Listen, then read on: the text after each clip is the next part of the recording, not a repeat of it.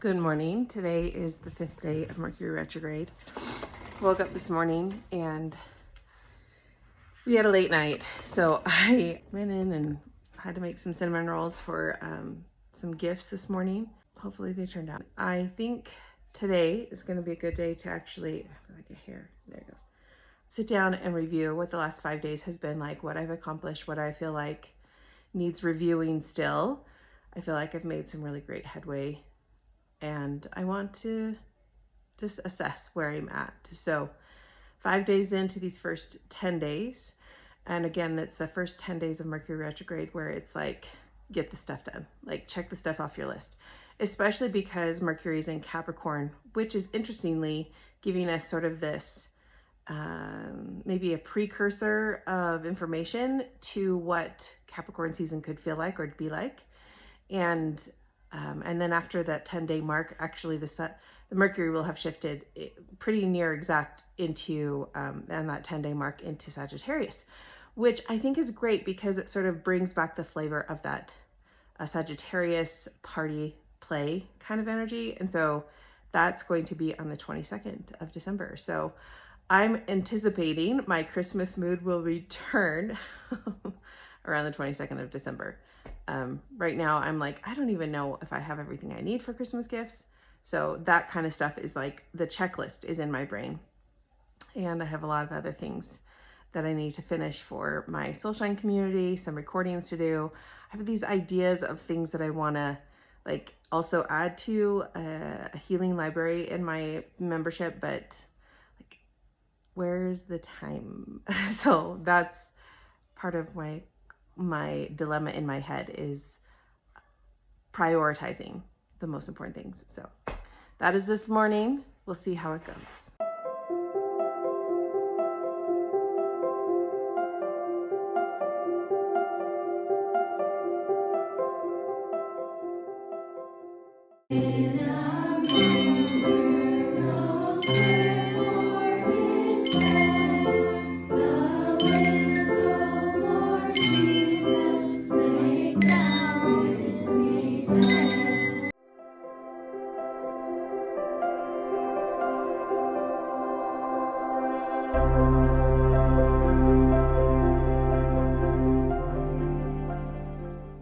So we're at the end of day 5, and I've had a little bit more time today to reflect on some of my own things coming up during Mercury retrograde. And something that's made me curious is seeing a pattern for Mercury retrograde. Like, how often does Mercury retrograde in the same sign? So we've had it retrograde in Capricorn for a couple of times in this last cycle, but it will recycle back to Capricorn about every 6 to 7 years. And I find that interesting and something to chew on. I think there's possibly more insight and correlation to why that happens and just I guess the learnings that come from that every 6 to 7 years to sort of revisit that area of our life and the things that need addressing. And that's not just with Capricorn, that's with any of the signs. So I find that interesting, one. The other thing that's really stood out to me today as I was doing my own digging and looking at my chart was some stuff came up with my kids that made me realize how, again, like I am choosing to be aware of this, but my kids aren't necessarily like, I don't lecture them on astrology. I don't like sit them down and be like, okay guys, it's Mercury retrograde. Like, but I am seeing their patterns of doing things that are influenced by the retrograde energy, which I find very fascinating. And in this process, I'm realizing, hey, like, wow, they're working through stuff like I work through stuff too. And sometimes we rub up against each other in that processing. I actually find it really interesting that my youngest son is sort of lately been sort of retrograding into like this baby voice. And I'm like, what is going on with you? What? Anyway, it's just really fascinating to see these behaviors of people in my world and recognizing that they're having this own energetic process and shift. And so what I did tonight, just quickly, was to pull up all of my family charts and just look through them and see okay, who has strong Capricorn energy, or who is other earth signs, or other strong cardinal signs, and just paying attention to how this retrograde might be influencing them. There is so much to learn and so much to chew on, and I'm looking for the things that stand out the strongest to me, not trying to really dissect it a ton, because if it jumps out at me, I'm going to pay attention. If not, that's okay. One of the things that stood out to me is when I noticed Saturn is in Libra for my one of my children, and I was like, oh, this is really interesting because Saturn rules Capricorn.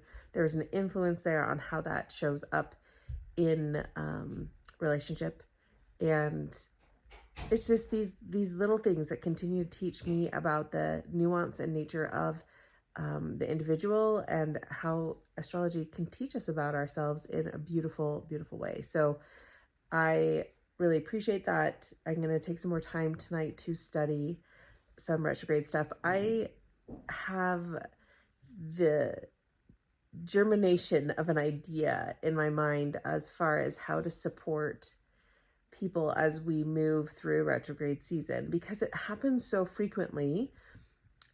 I feel like there could be a better tool to support us during this process. And just to be aware of it, I think would be more beneficial, because I feel like there is a divine purpose for retrograde season happening 3 to 4 times a year. There's this 6 to 7 year cycle going on with it, coming back to a sign. So we're like always sort of upgrading our communication style, our goals, our I say our goals because Mercury is helping us evaluate how we think, how we see the information we take in, and how we're analyzing that and then doing something different with it. So there's just a lot to be learned. And as we go into, we're shifting from earth signs now into fire signs. And so this next year will be more about fire energy, as this last year was more about earth energy. And there's a lot to be learned in that process, where earth energy is more about the tangible, fire is more about survival and doing things and taking action and risk.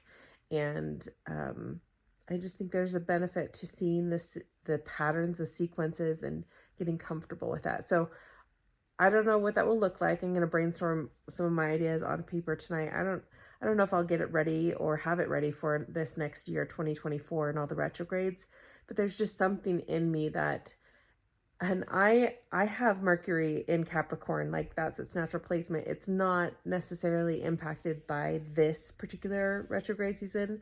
It's at 24 degrees, and retrograde only goes up to 8 degrees in Capricorn this time around, but still an opportunity for me to reflect and be aware.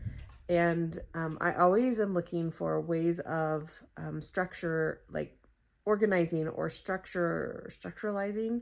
I don't know if that's a word. Though, I guess wanting to see how things work. My Saturn is in Virgo, and I find that Mercury in Capricorn and Saturn in Virgo, mutual reception is really interesting for how I think and also how I want to process information. So writing and recording and keeping journal records, that's actually really helpful for me. So, and I want to help other people make sense of things as well.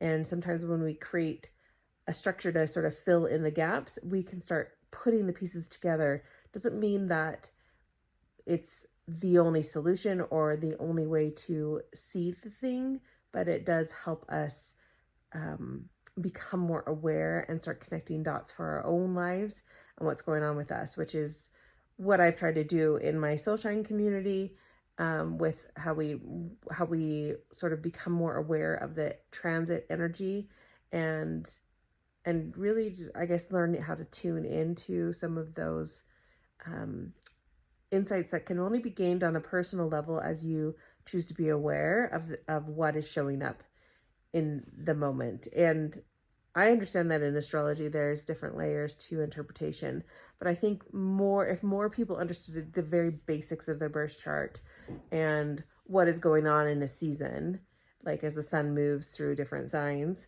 the more they would be able to have this foundational understanding of themselves and of other people. And then you can move into things like solar returns and progressions and stuff. So I think the basic foundation is really, really vital for creating confidence in how to work with the energy, not necessarily use it as, I don't use it as a predictive tool. There's things that you can, I guess, predict just by the nature of the energy of it, but it doesn't mean that you can predict like, this will happen to you on Tuesday at this time. It's not like that for me.